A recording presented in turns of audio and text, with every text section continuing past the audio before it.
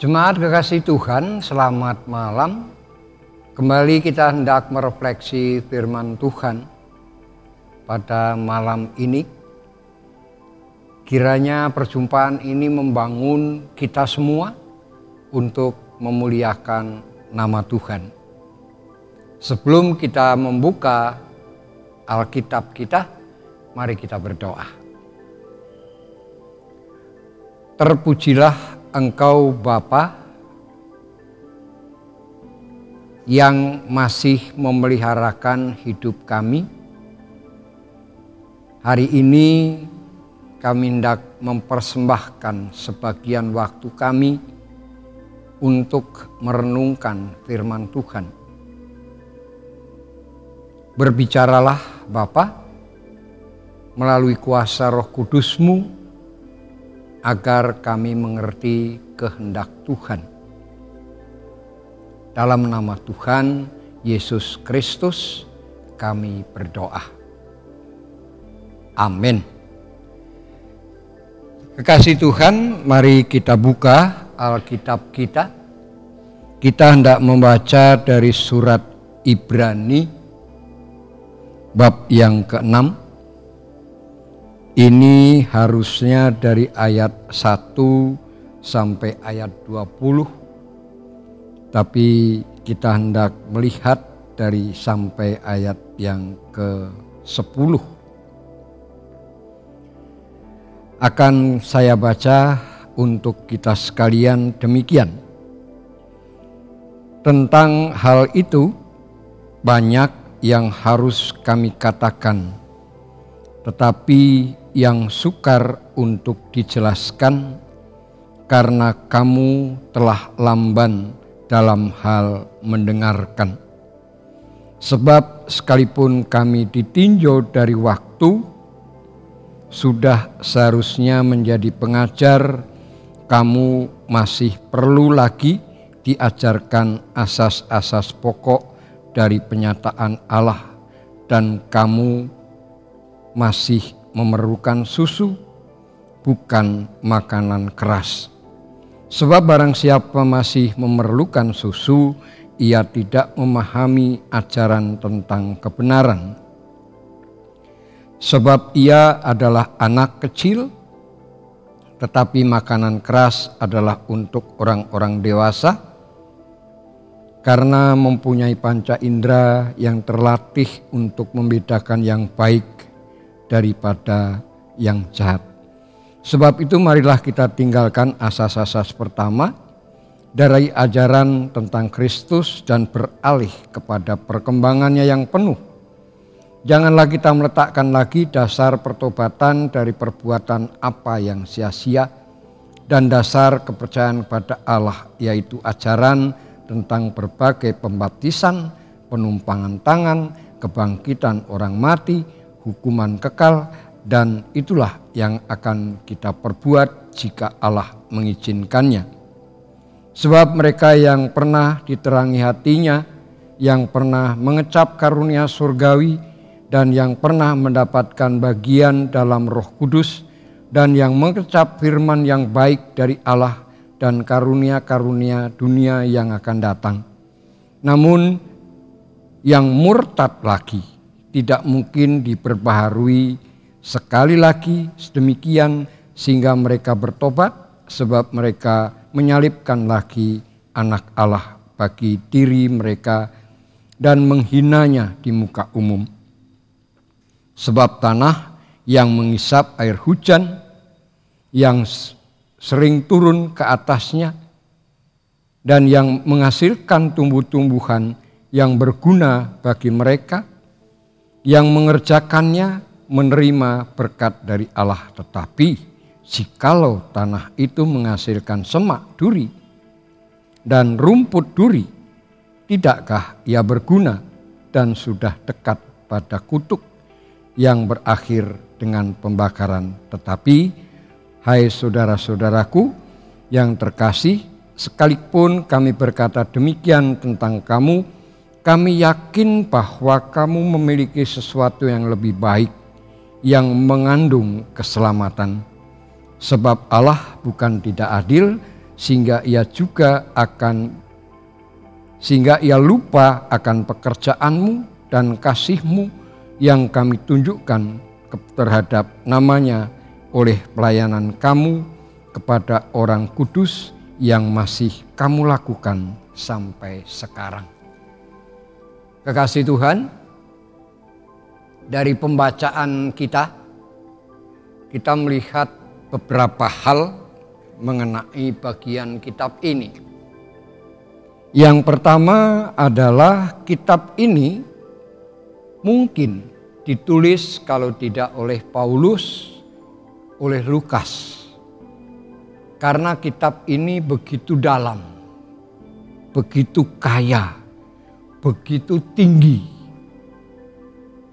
Sehingga tidak mungkin para murid yang sederhana mampu menulisnya. Dua orang ini adalah seorang dokter dan seorang ahli Taurat. Mungkin iya. Kemudian yang kedua, nampak surat ini ditujukan bagi orang-orang Ibrani di perantauan. Kenapa? Karena pada tahun-tahun ini banyak bidat-bidat yang berkembang, sehingga jemaat mungkin dapat terpengaruh oleh kegiatan mereka. Selanjutnya, mungkin juga yang menerima bagian ini adalah jemaat di sekitar Roma. Karena apa? Karena jemaat di pusat pemerintahan Roma mendapat tekanan yang lebih berat. Apa yang hendak disampaikan oleh firman tadi, oleh surat tadi?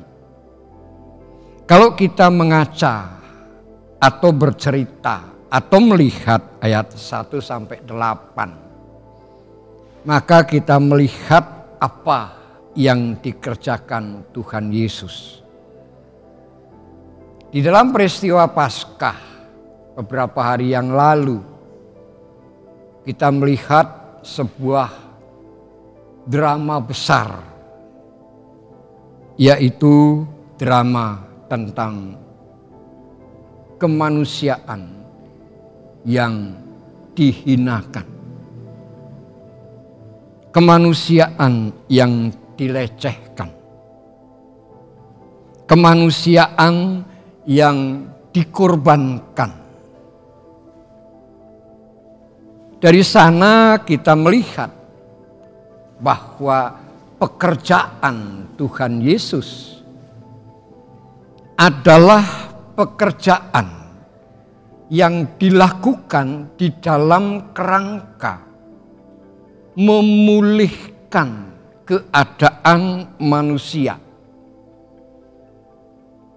Jadi tindakan pengorbanan yang dilakukan di atas kayu salib adalah tindakan sadar yang dilakukan oleh Tuhan Yesus Kristus di dalam rangka mendamaikan manusia yang sudah berdosa.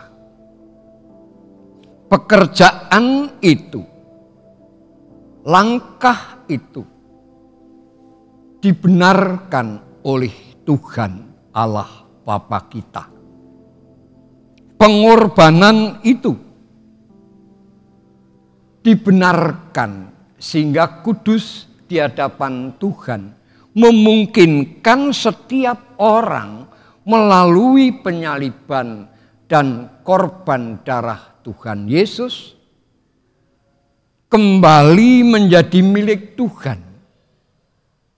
Ini artinya kekudusan itu dilakukan secara aktif oleh Tuhan Yesus. Kekudusan itu, kebenaran itu, dibenarkan itu adalah langkah yang seharusnya dilakukan oleh Kristus. Karena Kristuslah manusia yang tidak pernah berdosa. hanya manusia yang tidak pernah berdosa yang bisa menjadi alat mendamaikan manusia dengan Tuhannya. Oleh sebab itu pula, maka apa yang dilakukan Tuhan Yesus adalah sebuah proses, sebuah langkah yang perlu diekspresikan, perlu ditampakkan, dan itu ada sasarannya, ialah manusia. Belas kasih Tuhan yang memulihkan manusia itulah hakikat kasih Tuhan, hakikat Yesus Kristus, hakikat Yahshua HaMasyiah. Oleh sebab itu, kalau kita nanti terus ke ayat 17, maka kita melihat sebuah kemenangan yang sejati. Kemenangan yang sejati yang diperoleh Kristus adalah kemenangan yang berdampak ganda. Sekarang kemenangannya di mana?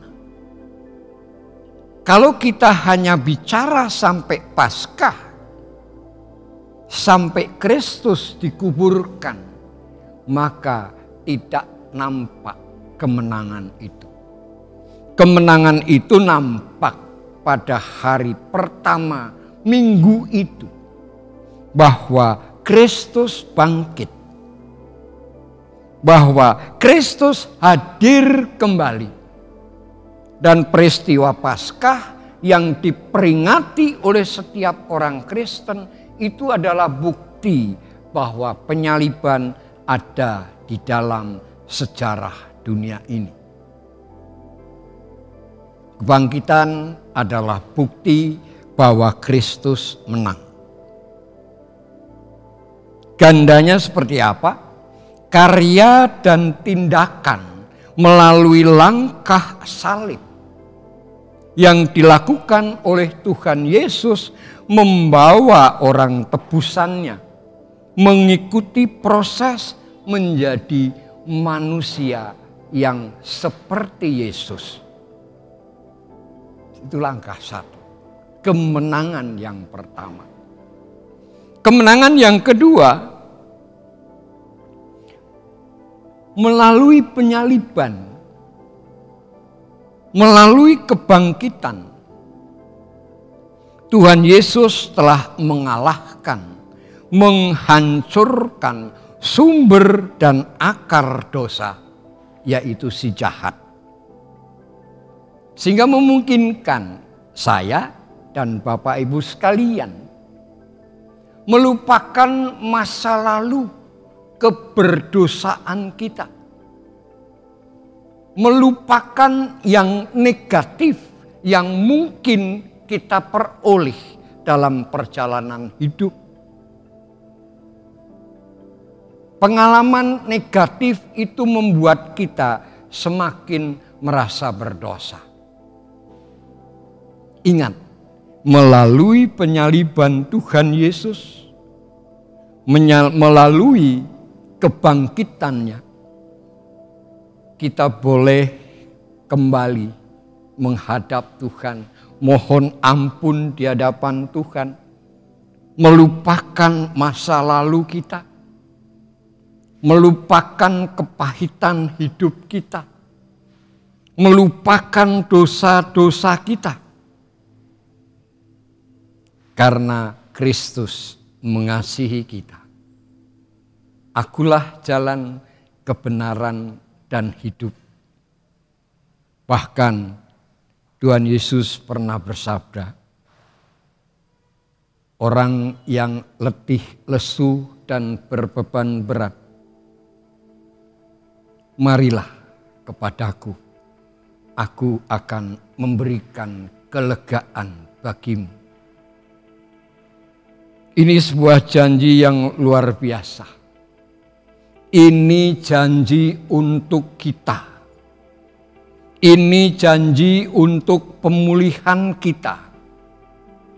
Sehingga melalui janji itu dan iman kita, memungkinkan kita semua mengarahkan semua potensi, semua kemampuan untuk melangkah, melakukan apa yang dikehendaki Tuhan.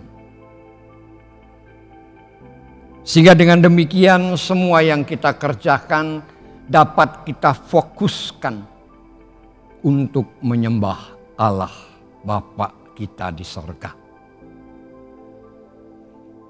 Oleh sebab itu Bapak Ibu, kekasih Tuhan, catatan yang dapat kita petik untuk kita refleksikan. Yang pertama adalah Kristus dengan sadar melakukan pengorbanan untuk memulihkan keberadaan setiap manusia yang percaya kepadanya. Melalui penyaliban, Kristus telah mengembalikan jati diri kita. Kita semua telah direbut, dipilah, dipisahkan menjadi anak-anak Allah, sehingga memungkinkan kita kembali menyapa Bapa kita di sorga itu sebagai Bapa. Luar biasa.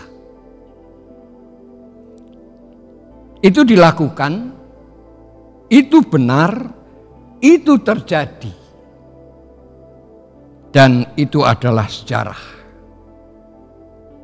Yang kedua, Kristus menang, itu benar.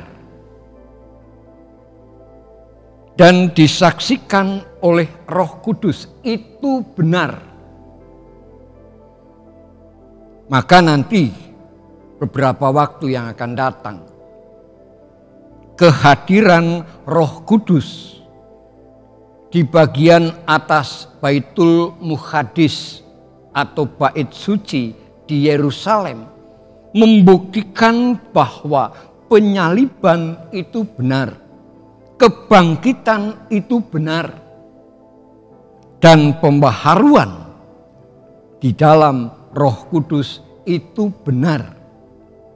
Itu juga yang membenarkan kita semua. Oleh karena itu pada saat ini kita diajak untuk melangkah, maju, bertindak. Apakah itu mudah? Tidak. Perjalanan salib bukan perjalanan yang mudah. Perjalanan salib adalah perjalanan yang berat, sukar, terjal. Bahkan sampai Tuhan Yesus bilang, Eli, Eli, lama sabachthani. Allahku, Allahku, kenapa meninggalkan aku di dalam kesendirian? Kristus merasakan jalan yang terjal, jalan yang berat, dan ia sadar ia sendirian. Oleh sebab itu Tuhan yang telah meninggalkan itu, meninggalkan Yesus itu peristiwa yang paling berat. Kekasih Tuhan, kita telah dipisahkan, dikuduskan, dan dipandang layak oleh Allah melalui korban yang sempurna yang dilakukan di atas salib. Oleh karena itu adalah korban yang mahal, sangat-sangat mahal. Dan itulah jalan, itulah langkah awal orang Kristen bertindak melalui jalan yang mahal. Itu sukar, betul.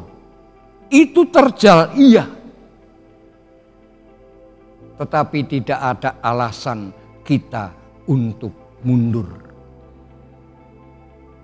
Kekasih Tuhan, oleh sebab itu apa yang dapat kita lakukan?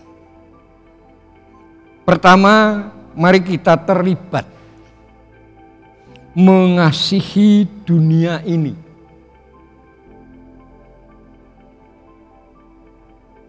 Karena dunia ini adalah ciptaan Tuhan.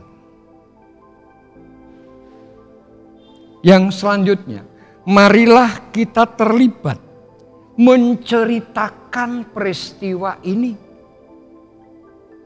Karena ini kebutuhan manusia di seluruh dunia. Keselamatan pemberian Tuhan adalah kebutuhan semua manusia di dunia. Selanjutnya, mari kita terlibat menyenangkan hati Tuhan.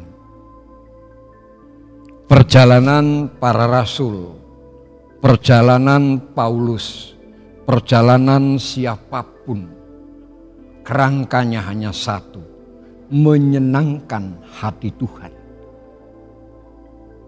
Oleh karena itu, walaupun itu berat, walaupun sukar, walaupun terjal, mari melangkah dan Tuhan pasti menyertai kita. Walaupun terlambat, selamat Paskah, selamat menjadi pemenang, dan mari melangkah terlibat untuk menyenangkan Tuhan. Tuhan memberkati, menyertai Bapak Ibu sekalian, dan Tuhan akan menuntun langkah kita agar kita tetap berjalan bersama Tuhan. Amin. Mari kita berdoa. Terima kasih atas berkat-Mu, atas firman-Mu, atas kehendak-Mu, dan atas kekuatan-Mu. Roh Kudus, biarlah kami melangkah. Ajar kami satu persatu ikut bercerita,